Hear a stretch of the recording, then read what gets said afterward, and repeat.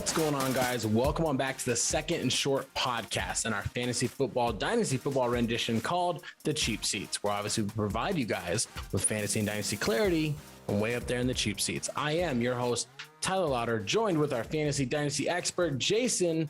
How we doing, man? I'm not doing so good. Why aren't you doing so good? Well, no, go ahead. Go ahead. Let's dive. Oh, man.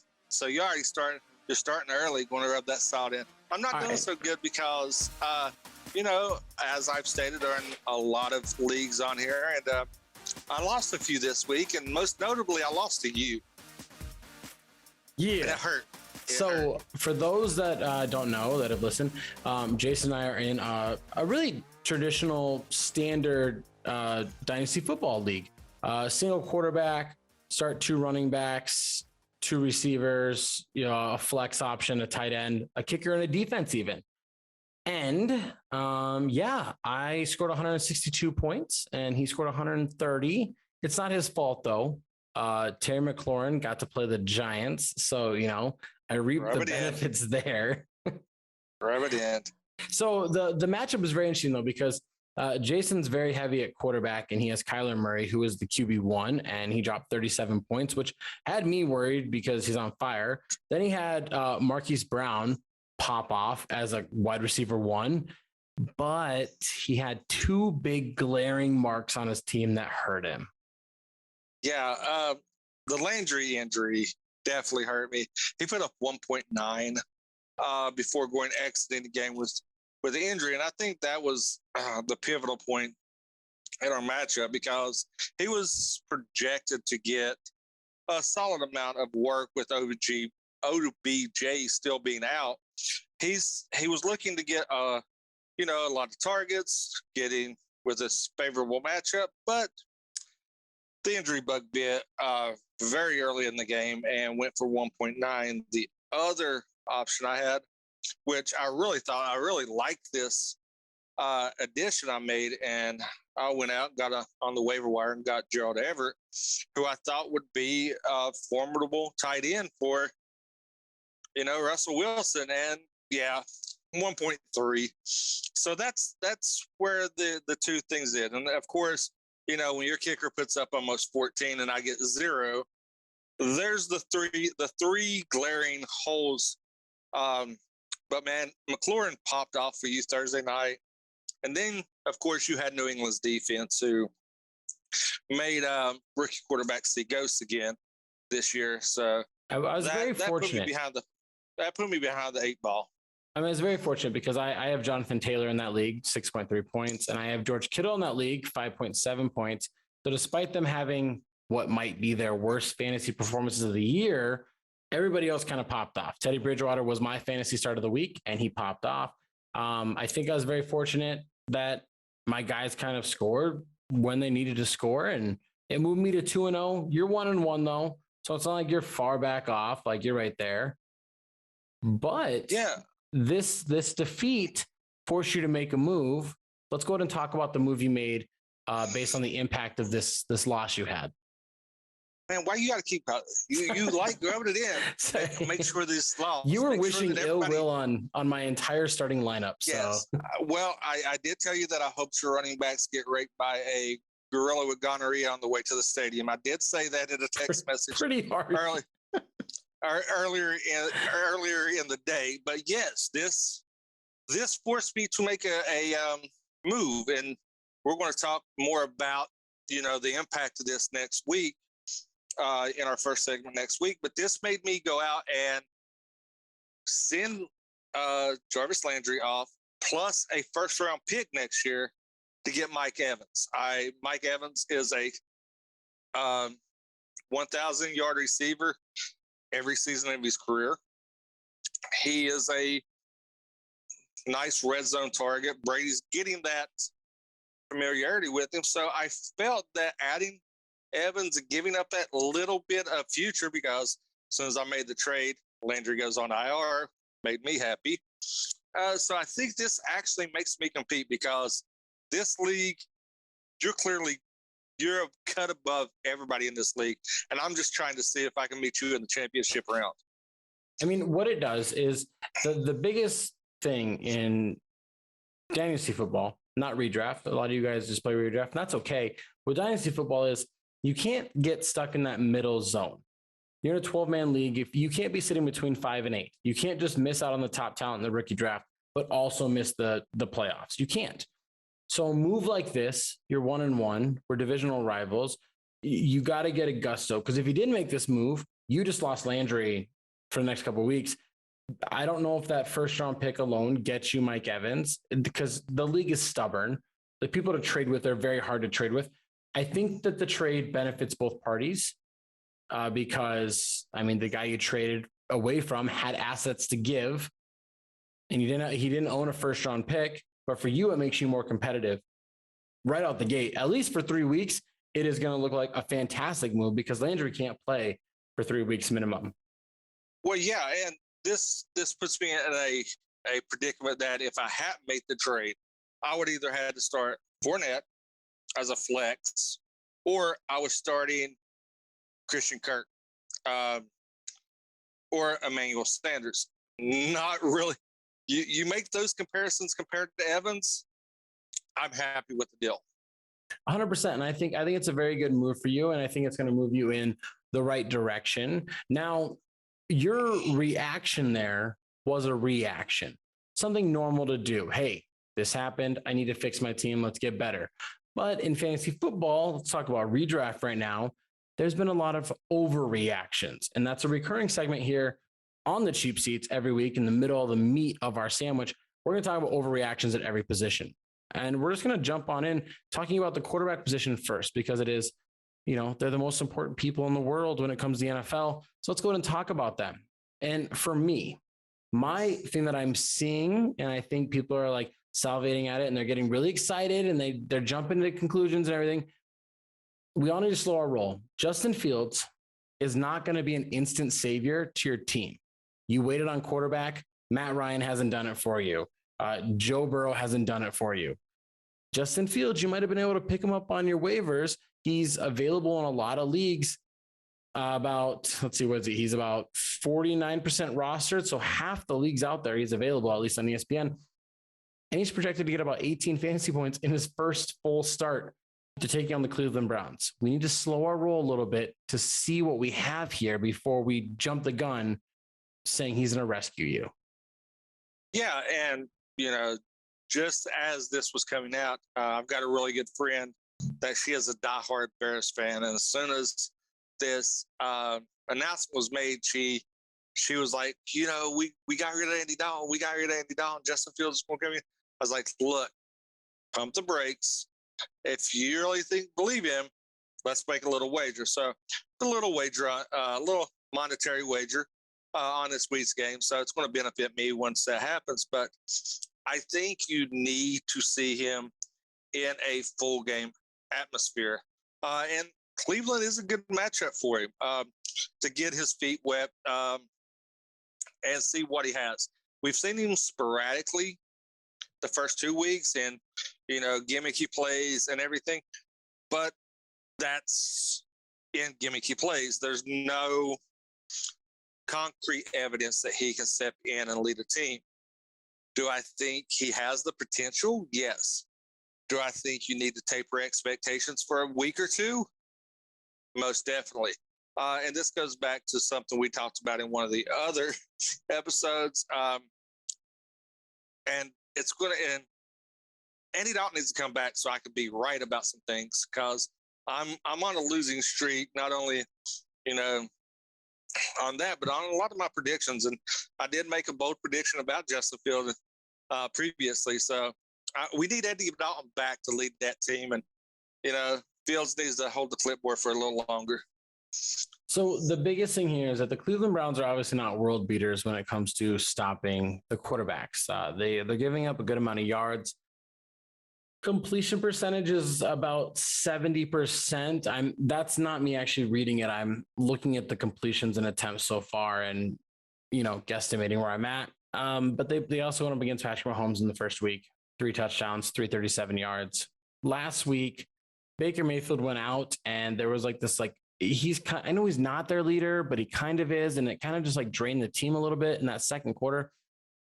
But they kind of bounced back and started dominating Houston last week. Here's the thing. Justin Fields could absolutely be a top 5 quarterback in the NFL and in fantasy. And he could easily do that this week as well against the Browns. My problem is just because it's a brand new shiny toy doesn't mean it's going to work the way you want it to right away. When you were a kid and you'd go buy a video game and you bring it home and you're going to create your own character, you don't actually play the game for about 2 hours. You kind of mess around with it and you get all the final touches on your character before you start playing the game. That's what Justin Fields is going to be like. That analogy to me, where it's going to be fun. It looks great. It's brand new. Give it some time and it will pay off eventually. But right away, I would not be starting him for almost anybody in my lineup unless I was sitting out here with like Taylor Heinicke, Joe Burrow, Jimmy G.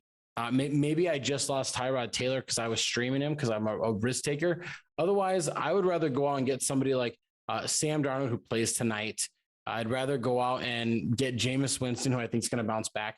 I just think it's too risky right now. But let's go ahead.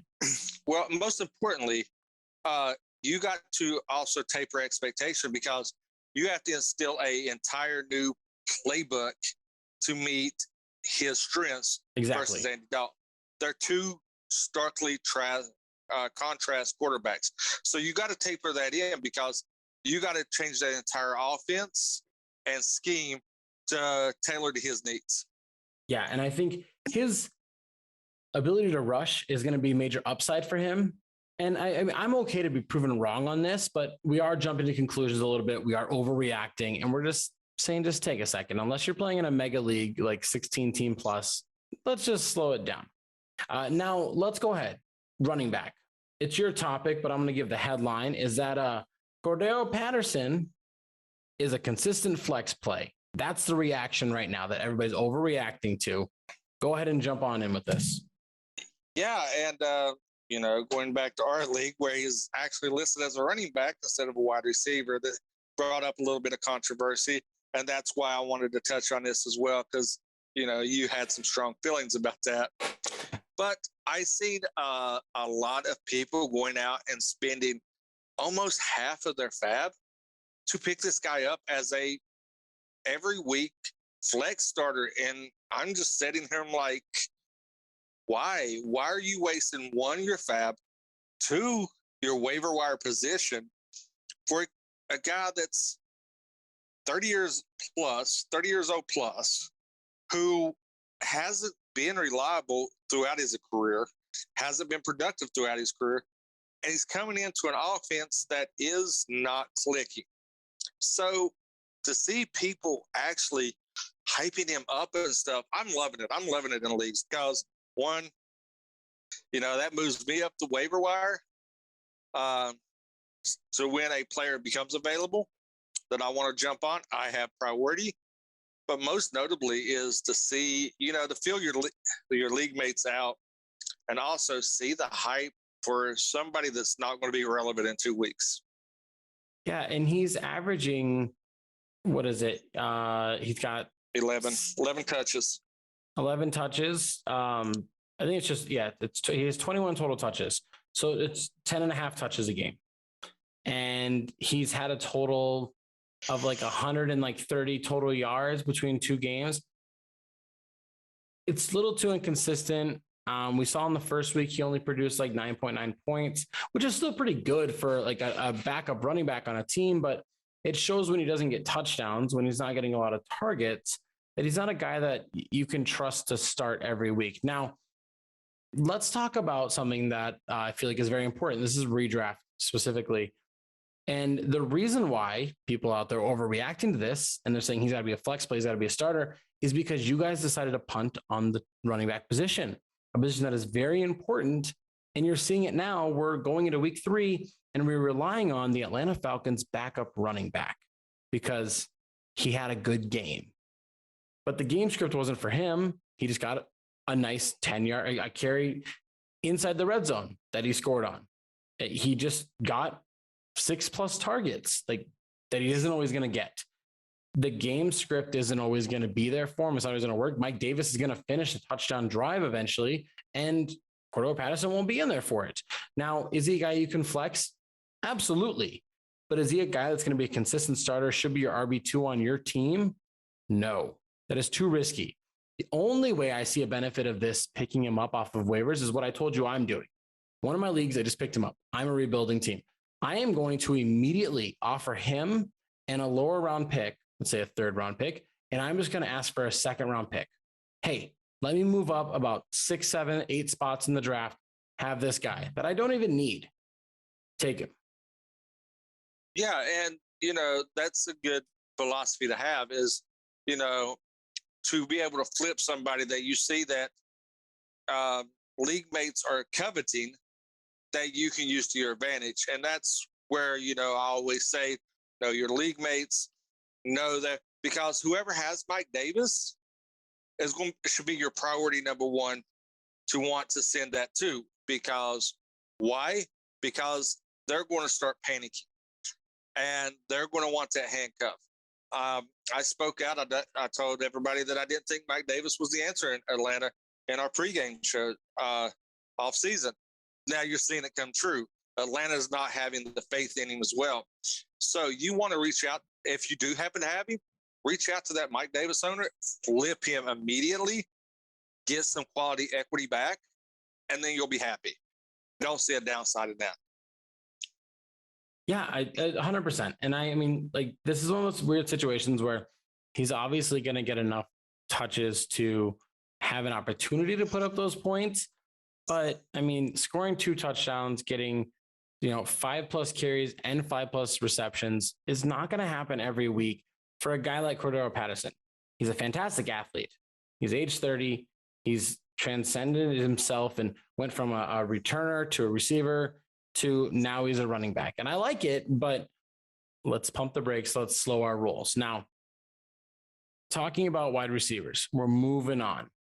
I think there's this panic, and we talked about this earlier, and I'm actually changing up everything I said I was going to talk about here because I'm not a fan of it. And I'm just going to pull an audible, and I'm going to talk about wide receiver Robert Woods. And we all need to pump our brakes because he was drafted in the 4th or 5th round in most leagues. And right now he's sitting around, let's see, where is he at? He is sitting at wide receiver 43 with 24.4 points on the season, averaging about 12. And everybody's kind of panicking. And I'm seeing guys all over TikTok specifically that are like, I told you Cooper Kupp was going to be great and everything. What we have to realize here is that Robert Woods is a fantastic blocker, a really fantastic blocker. And he's had an average start, but that doesn't mean he's a bad player. 12 fantasy points a week is not a bad go at all. Yeah. It's fantastic, actually. It's got him in this position where he's not high up, but a lot of guys that are high up are because they boomed. They're hitting 25, 30+ weeks. That's not sustainable. But Robert Woods being a consistent 12+ point guy, I think is sustainable, and he should be a guy that you should trust that is going to be in your flex, because the moment you decide to sit Robert Woods is the moment he blows up. Could not agree with that statement more. Now, I am a fan of Cooper Kupp. Cooper Kupp is your Wes Welker 2.0. He's going to be that reception guy, and depending on your format, if it's half PPR, full PPR, you're going to get those bonus points for the multiple receptions because that's what he does. He's not a stretch the field player. He's a yards after catch player that, that's going to pick up a block or something and get you those extra 6-7 yards. Robert Woods, on the other hand, he stretches the field. He's going to be there, and he's going to be consistent. Consistency is key because, like you said, a lot of the players right now that are on the top half, most notably who we was going to talk about in Hollywood Brown, is either one, touchdown dependent, or they've had one really good week coupled with an average week that has inflated their point total. So I would take consistency. I would take a solid, consistent 12 to 15 points over a boom or bust that's just going to get me maybe 25 points every 4 weeks. And here's the thing. Now, this is why I would say pump your brakes, slow down, don't start benching him. Here's his fantasy schedule coming up. He gets Tampa Bay, Arizona, Seattle, the Giants, Detroit, Houston, Tennessee in a row. That to me is teams that are allowing a lot of passing yards, a lot of receptions to the receivers, and a lot of touchdowns actually, because they're keeping people in games. I think all those teams right there are going to get exposed by multiple receivers. It's not just like Cooper Kupp is going to dominate. He probably will, but Robert Woods is as well. Robert Woods had 9 targets plus 2 carries last week. He's obviously a focal point of this offense because there's 2 focal points of this offense. Stafford get ball to Kupp, Stafford get ball to Woods. Yeah. Kupp is catching the ball more and he's still delivering. But we're not going to shy away from Robert Woods. And I believe that he is going to slowly climb this ladder. And every week you're going to see him moving up on total points. And every week you're going to see him getting closer to the top 10 to 20 spot, which is where he lives. That's his home. So let's not panic too much, not overreact. Let's not start benching him because, you know, we saw, I don't even know what his name is. We saw Braxton Berrios have, a 20-point week, and he had a 10-point week before. We saw Quintez Cephas have a 16-point week. Relax, chill it out. Most notably, if you do hear people talking Robert Woods down, pounce. Go buy him. Get him on the cheap. Get him on the cheap. That's what we're saying. If you have him, covet him. Make sure that you got him in your lineup. He's going to be consistent. If you hear a league mate downplaying him and saying, well, I don't think start that conversation. Be like, well, and use it to your advantage. Be like, well, you said he's not doing so much in your lineup. I would give you a little bit for him. What would it take, to take him off your hands? Get that conversation rolling. See how cheap you can get him, because people overreact. 2 weeks. It's 2 weeks out of 17 games that's being played. Yeah, I mean it's a long season.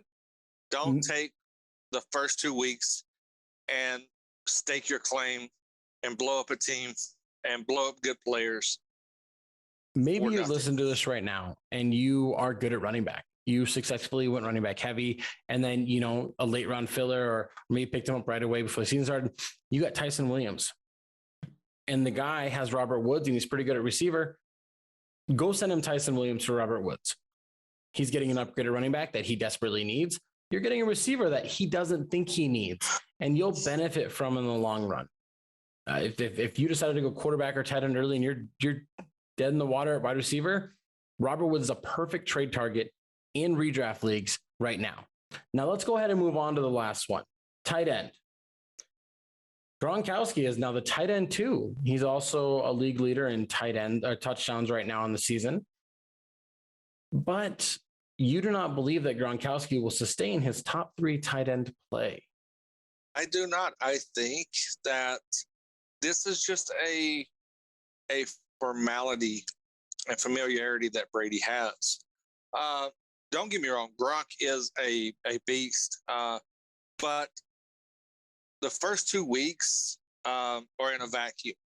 You coming off OTAs, training camp, and everything. The one player that Brady has the most familiarity with, Gronkowski. He knows his quips. He knows his route running. He knows where he likes the ball and everything.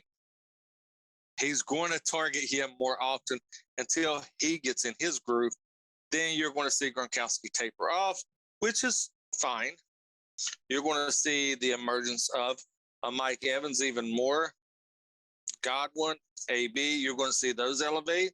And you're going to see Gronk be that safety valve underneath. And teams are going to start, watching film, and they're going to start keying on Gronkowski, which is what you want to do when you have receivers like Tampa Bay does and has the plethora of talent or that Brady can throw to. So this is one, it's strategically genius by Tampa Bay. 2, it's, Brady's security blanket that, let him get his legs under and getting back in season form. He's got the most familiar guy on the field throwing to, playing catch with. And 3, right now is the best time to sell Gronk. Sell him high, get what you can get out of him, because these numbers are in a vacuum and they're going to start tapering off.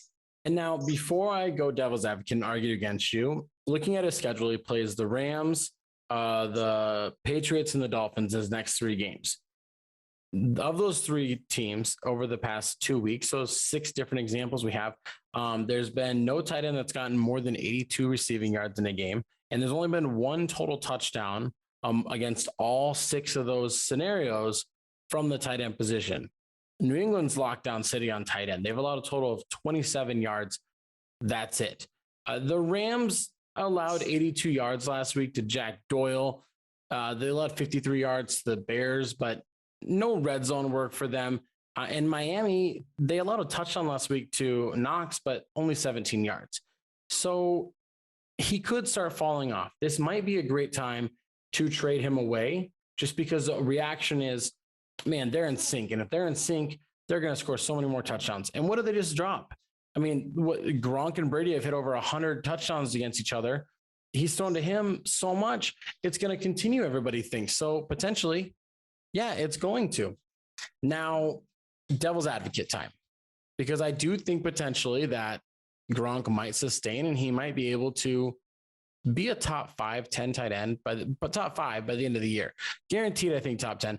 But he might be able to sustain it because Tom Brady likes him. It's his guy. He's throwing more touchdowns to him than anybody else. Like, you have to say that too. But I see your point.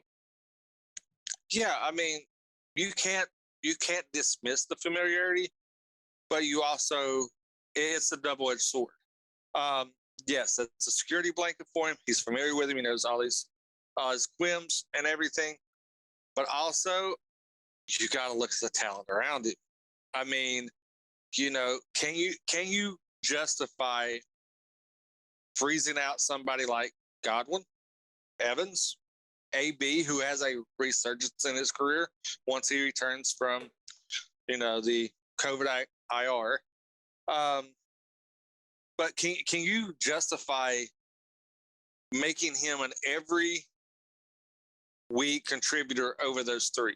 That's something you need to ask yourself. So if you have him, go out. Somebody might not be happy with Kittle right now. Somebody might not be happy with Mark Andrews. Right now, if you're in a dynasty format, everybody's talking about the resurgence of Gronk. Go out and get a young tight end. Go out and get you a Hawkinson and see what you can do. See what you can package together and let people know that you're trying to better your team, and he's available. And I'm guaranteeing you'll get the offers rolling in. More so in a dynasty league format, before we go on, if you're rebuilding, get rid of him now. Peak value. Get whatever you can get for him. Highest pick. All he's doing is helping you lose out on that number 1 draft pick. Rebuild the right way. Get rid of old guys that are only helping you win when you don't want to win. Now, let's go ahead. Final segment. Before we close out, we got a couple minutes left. Lock of the week. Go ahead and give us your fantasy football lock for week 3. What is going to happen? Write it down. Actually, I forgot mine, but I'm going to go ahead and state that. No, I remember now. It's going to be Mike Williams, who we are the conductors of the Mike Williams hype train here on the Cheap Seats podcast. Absolutely. We are truthers. I think he's going to continue his slow ascent this week, breaking that century mark and keeping his touchdown per game intact. So I'm thinking he's going to be, the leading receiver, yards and touches in a very nice matchup with the Chargers and Chiefs. And I think you can bank on him being a wide receiver 1 for your fantasy team. Yeah, right now he's averaging 7.5 receptions. He's averaging about 85 and a half, 86 and a half receiving yards a game.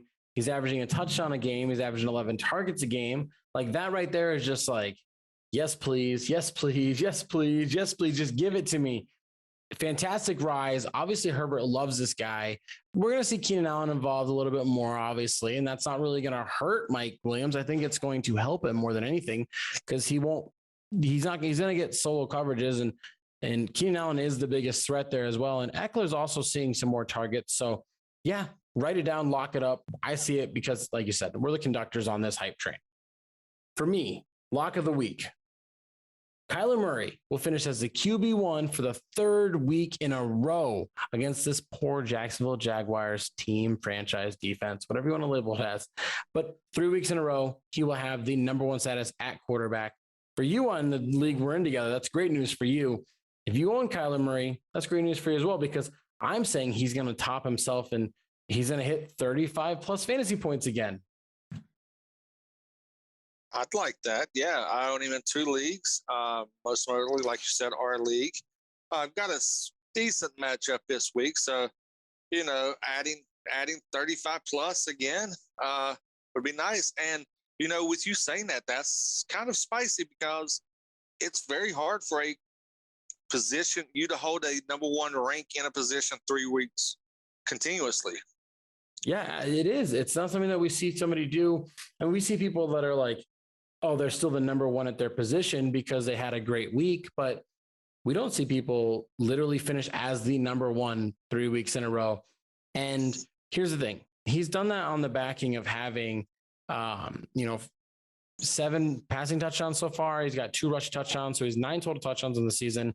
He's over 700 total yards on the season. But here's the thing. He's still doing all that. He's turned the ball over 3 times as well. So that's minus 6 points. He's still topping 33 points is his benchmark so far against the Tennessee Titans team that I believe is a better defensive team than Jacksonville. I don't see why he won't come out and have another 50 plus yard touchdown and then 3 straight drives of touchdowns to start the game. And even if they coast in the second half, he's going to have 30 fantasy points before the fourth quarter hits. Yeah. And, with the emergence of Moore, that we talked about off air, that gives him yet another weapon to an already dangerous more dynamic passive attack. Yeah, so it's not like he's searching to find people to make plays. They're emerging, they're stepping up, and Tennessee just gave up a lot of passing yards and touchdowns to a Seattle team that they took to overtime. So this is a favorable matchup. So I really like that. I like that lock really a lot, actually. Well, Arizona's, you talked about Tennessee. Arizona beat Tennessee and they dropped it on them. They're playing Jacksonville. But either way, Jacksonville, Tennessee, the Colts, Texans, AFC South gives up a lot of passing yards and a lot of touchdowns. That's what they do. And that's going to do it for us here on Second and Short and the Cheap Seats Fantasy Dynasty podcast. Be sure to follow us on all social media platforms from Facebook, Twitter, Instagram. We're on TikTok, daily content on TikTok. Just dropped our starts of the week, sits of the week are also coming same day as this podcast dropping. Jason reviewed the Thursday night football game, and I'm going to give you guys a review of what happened on Friday. Every day we got content for you guys. Go ahead and hit subscribe down below on YouTube to stay updated on everything we got going on here, and leave us a like. And everywhere you see us, Twitter, jump in Jason's DMs, send him a message. TikTok, get in the comments, ask us start sits. Down here in the comments of YouTube, ask us questions on topics. We're going to answer you guys no matter what. And if you do want to get a hold of Jason on Twitter, you'll hit him up at TZLEY822. Slide into those DMs. Post your trade questions, sit, start questions. I mean, if it's something that we'd like to debate, we may even, drop a TikTok on it and tag you in it. Let you know what we take and get our community out there involved as well. Absolutely. Thank you guys for listening, and good luck in your week 3 matchups. And when you come back next week, we're going to talk about, is it time to hit that reset button and start a rebuild, or should we just keep pushing on? Take care.